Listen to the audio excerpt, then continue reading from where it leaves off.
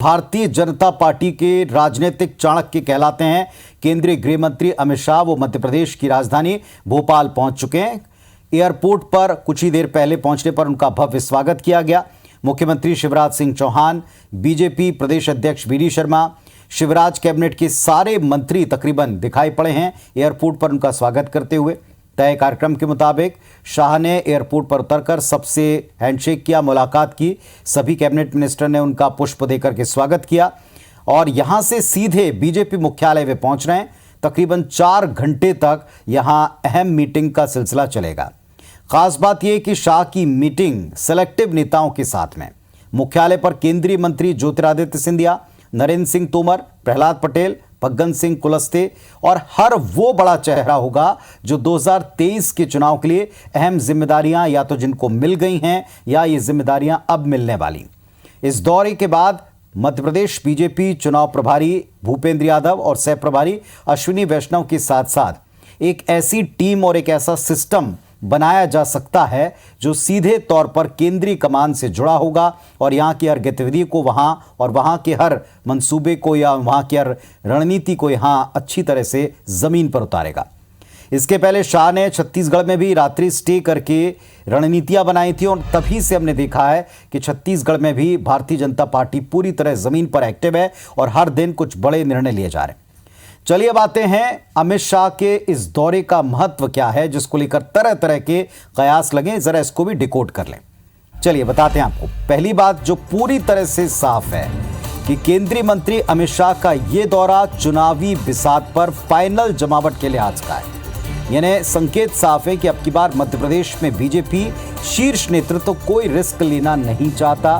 तमाम तरह के सर्वे इसके पीछे हो सकते हैं, जो क्या है एक्चुअली वो तो बीजेपी और बीजेपी से जुड़े नेता जानते हैं, लेकिन उन सर्वे के आधार पर काफी कुछ बदलता बाहर भी दिखता है। 2024 के लिए अभी से पूरा फोकस पार्टी पहले ही जता चुकी है। शाह जिन मीटिंग्स को लेने वाले हैं उसे लेकर जानकार ये कहते हैं कि मध्य प्रदेश के चुनाव को लेकर भाजपा शीर्ष नेतृत्व, टॉप लीडरशिप एक ऐसा तंत्र, एक ऐसा सिस्टम बना रहा है जिसमें मध्य प्रदेश के हर दिन के बड़े मुद्दे और घटनाक्रम पर डेली रिपोर्ट केंद्रीय दफ्तर तक पहुंच सकेगी।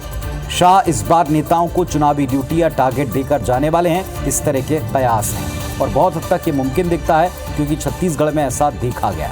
इसकी मॉनिटरिंग भी केंद्रीय टीम ही करेगी। हालांकि इसमें कुछ नई बात नहीं है, जैसा हमने बताया भाजपा का सबसे मजबूत और कसा हुआ संगठन मध्य प्रदेश को माना जाता है। बहुत से निर्णय हैं जो पहले ही पार्टी में इंप्लीमेंट हो चुके हैं। बूथ के ऊपर कई बार अभियान चल चुके हैं, डिजिटल टीम को एक्सपर्ट बनाया जा चुका है। लेकिन इसके बाद फाइनल जमावट जैसा हम कह रहे हैं इसकी बारी। अंतिम बात, जैसे प्रधानमंत्री ने भोपाल से प्रदेश और देश का इलेक्शन मूड सेट किया, एजेंडा सेट किया, उसी तरह शाह का चुनावी ड्यूटी और फाइनल जमावट सेट करना ये तय लग रहा है। इस दौरे में अहम रहेगी शाह की वो डिनर मीटिंग्स भी। जैसे छत्तीसगढ़ में देर रात तक मीटिंग्स का असर अगले ही दिन से पार्टी की एक्टिविटी पर दिखा, जमीन पर दिखा, वैसे उम्मीद है कि मध्य प्रदेश में भी आपको कुछ ही घंटों बाद से यानी अगली सुबह से, कल से शायद ये सब कुछ जमीन पर दिखना शुरू हो जाए। कुछ बदलाव, कुछ ऐलान और कुछ ऐलान के मुताबिक ये तमाम चीजें। चलिए ये तस्वीरें आपको हम दिखा रहे हैं बीजेपी मुख्यालय की और ये बीजेपी मुख्यालय अमित शाह के पहुंचने पर तमाम दिग्गज नेता उनका स्वागत कर रहे हैं। तस्वीर में आप शिवराज सिंह चौहान को देख पा रहे हैं। अमित शाह का काफिला जैसे ही प्रदेश मुख्यालय पहुंचा सभी ने उनका स्वागत किया बीजेपी दफ्तर में। अब सीधे मुलाकातों का दौर होगा। देखिए शाह पहुंच चुके और पहुंचकर सीधे दफ्तर के भीतर का रुख किया है। शाह जाने जाते हैं, तमाम जिम्मेदारियों को देने वाले, मैकेनिज्म को तैयार करने वाले रणनीतिकार, और अब सीधे तौर पर वो मीटिंग्स जिस पर बीजेपी का प्रदेश में इलेक्शन मूड सेट करने का दायित्व है वो शुरू होगी। और इस मीटिंग में क्या निकलता है, क्योंकि बीजेपी बाहर किस तरह से बातों को रखती है ये भी एक अहम बात है, देखना होगा। इसके लिए फिलहाल इंतजार, लेकिन चनकर खबरें यही हैं, संकेत यही हैं कि अब की बार पूरी फाइनल जमावट के लिए शाह भोपाल आए हैं।